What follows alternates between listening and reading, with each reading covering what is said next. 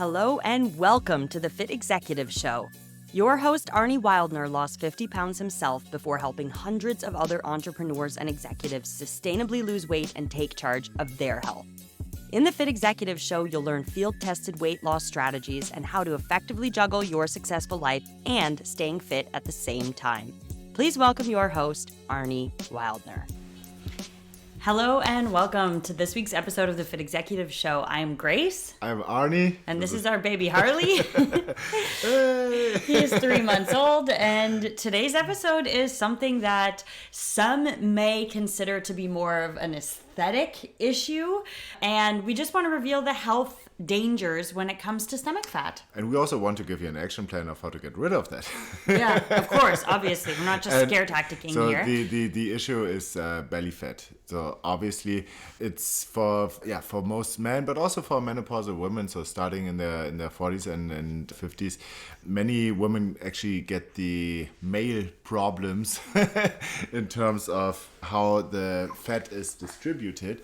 So it's also an issue for many of our female clients to get rid of the belly fat.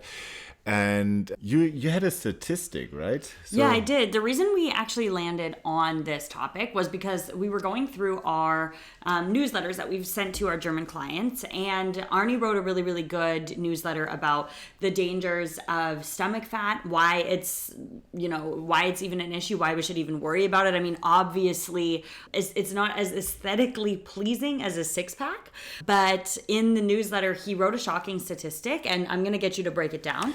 Yeah, so it's every 4 inches that you increase your belly or your belly... Your waist circumference. Circumference, yeah. What a nice word. So 10 centimeters or 4 inches. 10 centimeters or 4 inches increase in waist circumference increases your risk to die about 11%. Which is shocking, right? Your risk of death increases by 11%? Yes, because belly fat is highly inflammatory, and especially the visceral fat it's basically a layer of fat that is around your organs, that impacts your organ function, and that could mean your heart, your kidneys, your lungs, is covered in fat basically, because your body doesn't know where to store the fat anymore. And this is especially when you feel your belly right now, and it feels very firm and tight. This is an indicator that you have visceral fat or a high amount of visceral fat, and this is highly unhealthy. So this is the reason why we picked the topic, because it is such a problem. First of all, aesthetically, but then also connected to your health and your overall well-being. For me, when I was overweight and I was carrying a belly, it meant also problems, like not only that the clothes wouldn't fit anymore, and I had problems closing my shirts at the belly, so the bottoms would kind of expand, but also in everyday You sound happy activity. about that. I don't know why. No, I'm happy that I don't have it anymore. But no, it's funny looking back, those little things, right? How belly fat impacts your everyday life. Like, for example, putting on socks or shoes. I had to breathe in and suck in my stomach just to be able to put on my shoes or cut my toenails, right? These little things that became so annoying for me. But it's not only that, and I didn't realize that there were actual health risks associated with belly fat. I just thought, because as I've mentioned many times on this pod before, I have done a lot of what we call, let's say, a discovery call, where it's the first call with someone who wants to work with us, and I ask them about their situation, and I've obviously heard that thousands of times, like my belly fat, my belly's in the way when I bend over, my belly's in the way, for cutting my toenails, or it's true. And I thought that's just an aesthetic thing. People will say, my belly just doesn't look good, and I don't want to take my shirt off when I'm at the pool with my kids, or when I go on a beach holiday with my kids. My sons are in their 20s and they all have 6-packs, and then I am there, the fat dad with my shirt on. That I've heard that a million times. I just didn't realize it actually had health risks associated with it. And this feeling embarrassed to take your shirt off, this can mean not only an impact for your life, that you don't want to be on pictures, or that you avoid to go to the pool with your kids and take your shirt off. He just had a big burp here. Buddy, what was that? Okay, on camera, seriously? No, but that's also not only your physical health, but your mental health that gets impacted by not feeling well, not feeling like your best self.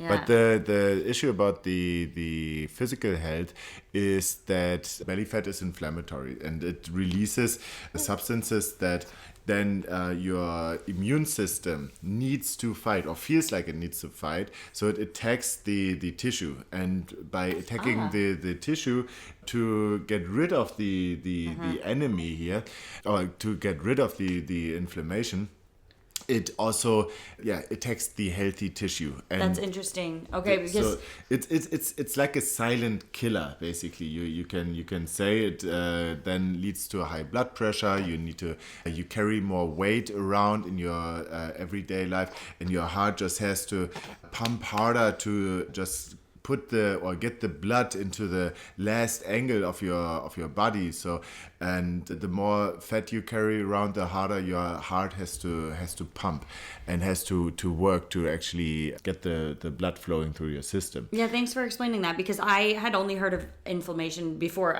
we started this business. Obviously, now I understand a lot more about it, but as a ballet dancer when I was injured, and I did know, like, okay, let's say I had Achilles tendonitis for many, many years. That was inflammation. My body was sending all kinds of a lot of energy towards that to heal that. The thing is, exactly, inflammation is actually a good response from your immune system to heal, right? The problem is when it becomes a constant like inflammation. A chronic inflammation. And belly fat, or too much belly fat, right? Everybody has belly fat. I have a little bit of it, but it's like minimal. It's hard to grab even. But when you have a lot of belly fat, then it's a chronic inflammation that works on your immune system 24/7. And this is why we have to get rid of it. So the action plan to get rid of the belly fat is actually not to do more sit-ups, crunches, that is a big myth that you can just burn belly fat directly by doing sit-ups. Having like ice treatments or heat treatments, this is just making somebody else money. If you buy these products or fat burners, they don't work, okay? They just make your pee more expensive. Or if you buy like a belly vibrate. Yes, this is just a joke. What really works is a consistent calorie deficit, like a moderate calorie deficit. Don't go into the extremes, but a moderate calorie deficit. You want to lose between 0.5 to 1% of your body weight in total per week. The more you weigh now, the higher the number. Wait, so let's do the math quickly. So if you're 200 pounds... If you're 200 pounds, depending on the height, obviously, but it's more about the body fat content. If you are unsure where you are, it is a good idea to reach out to us, and we explain things for you and your specific situation. Arne will do the math for you. See, no, the thing is, fat loss needs to be individualized. You can't, there's no one size fits all solution, and it depends on the amount of body fat that you carry. The more you have, the more your body wants to get rid of it, and the faster you can go. But it has to look differently. On average, our clients lose around 4 to 6 pounds per month, and that is also depending. Like if we have somebody who's highly overweight, that can go up to 10 pounds per month. This is there's no one size fits all solution there, but you need a calorie deficit that matches your individual situation. And you want to lose about, what did you say, 0.5 to 1% of your body weight per month or per week? Per week. Okay, so a 200-pound person would lose like up to 2 pounds a week. Max. Yes, but it's probably around 1 pound to 2 pounds per week. Okay, so you don't want to go faster than that. That's the most important thing. First of all, most of all, you don't want to sacrifice the speed of weight loss for the sustainability. At the end, if you try to go fast or as fast as you can, but you have to sacrifice so much time and your favorite foods, then it's probably not a forever solution, and you would regain the weight right back, right? This is what happened to me multiple times. But first of all, you need to know all that matters is a calorie deficit. If you have 1 pound of body fat that you want to get rid of, then you need you need a deficit of around 3,500 calories for this pound. Okay, so The next thing is to create the calorie deficit. You want to be full at the end of the day. So that means you need to eat a lot of protein, or not a lot necessarily, but depending on where you're coming from, right? So, but you want to have around, so usually depending on the client, it's around 30 to 60 grams per meal. And then for a total, like your optimal protein intake would be 1 gram per pound of body weight. Okay. Okay, so if you weigh 200 pounds, you want to Yes. try and eat 200 grams of protein per Would day. be optimal. That would be okay? optimal. Okay, Optimal. and why And so we- much protein? We also prescribe a minimum amount of protein. So what would be the minimum for a 200-pound person? For a 200-pound person? So you want to multiply your body weight times 0.7, okay, in pounds. So for 140 grams. around 140. Okay, so let's just say concrete. You're 200 Yes. pounds. You should be eating between 140 grams and 200 Yes. grams, optimally 200 grams of Yes. protein per day. There you go. And the reason for that is because protein, out of all of the macros, Has makes a- you the most full. Yes, has a highest factor on satiety. Okay, and cool, it and you wanna be also full. it also is a building block of all of your muscle cells. So if you want to preserve your muscle mass, and I highly recommend you do so, if not even increase your muscle mass to look better and to feel better and having more energy, you need to have the building blocks, which is protein. Okay. Yeah. Number 2 on the list is fiber. You need to have lots of fiber in your diet, so you also stay full and create a calorie deficit. You don't want to be hungry in a calorie deficit. It can happen that you're feeling hungry. I feel a little bit hungry right now, but I'm about to eat. But at the end of the day, you shouldn't lay in bed thinking about food and, oh my gosh, I missed my pasta. Oh my gosh, I'm so hungry. I'm starving. This sucks. I can't wait till this Exactly. diet's over. I can't. If you think this at any time, I can't wait until cheat this day. until my cheat day, or until this crap is over. Then you're basically doomed to fail. So it needs to become a forever solution. So it needs to be social friendly. It needs to be satiating. It needs to be simple. It needs to be quick, and it needs to be super tasty as well. So. We've talked about protein, we've talked about fiber, and then you want to increase the amount of calories you burn. Movement. We're talking about exercise. Walking. So get usually, your dog. Yes, usually increasing the step count to around at least 7,000 is what we do with our clients. And we use simple strategies like, For some of them, it's a walking pad in combination with a standing desk.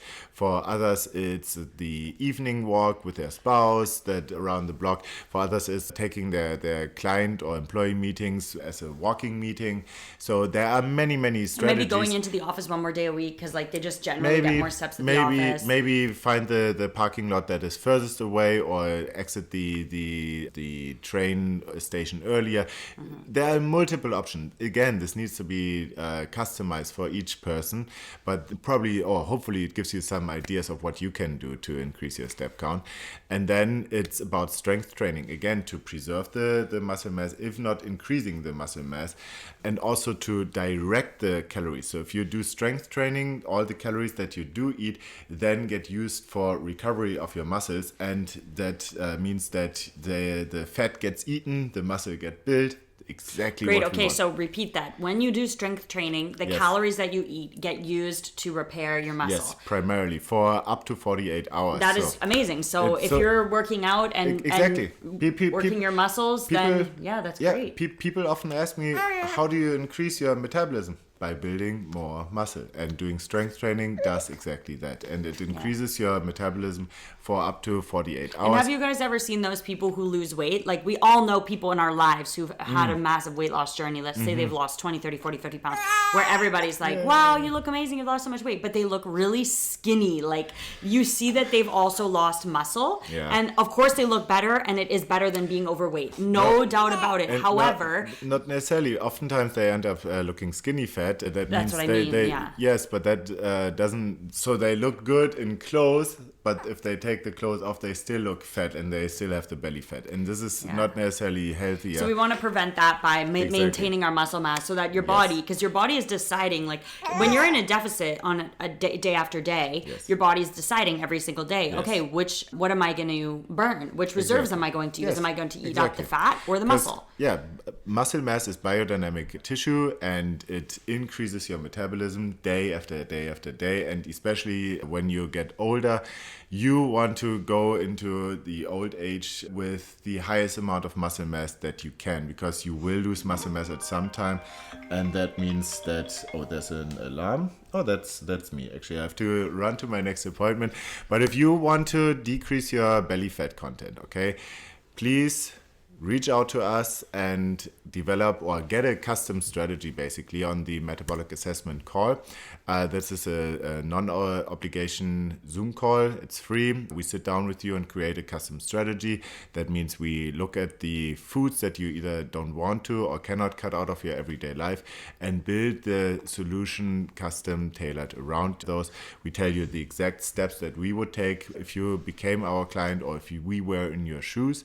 And what you can do is book a discovery call with our team, where we go over your situation and your goals, see if it's the right fit for you, and then we take it from there. So fitexecutive.co/call, and you'll see a calendar right away where you can book a quick phone call with someone on the team. Awesome. Maybe it's me, maybe it's not going to be Arnie, but someone on our team. And then maybe it's Harley. Maybe it's Harley. Hello. And then we'll just take a quick look and decide if we can help you. And if we can help you, like you said, we'll book you the metabolic assessment call, which is free. And it's a pretty cool call where Arnie will really break it all down for you, walk you through the plan, and see if it's something you're interested in. Exactly. So you definitely get lots of value for it, and you get a action plan. And if you decide to work with us, even better, then you it's basically guaranteed that you... It is guaranteed that you will lose weight. And if you follow the plan. But we make it really fun. And another thing, if you just listened to this episode, it's your first episode of our podcast, you have no idea who we are, please start out by reading Arnie's book, The Fit Executive Blueprint. It is free, and you can find it at the link under this episode. It's fitexecutive.co, just fitexecutive.co. You'll see it there. Yeah, download the book, and feel free to email us at any time if you have any questions. That's correct. We'd be happy to chat, and we look forward to getting to know you. Thanks for listening, and have a great day. Yes, bye-bye. Bye-bye. And that's it for today's show. Thank you for spending your valuable time with us. If you want to lose weight but don't want to do it all by yourself, go to arnewildner.com/call and book an appointment for a free 15-minute phone call with us, where we'll look at your situation, your obstacles, and your goals to find out if and how we can help you.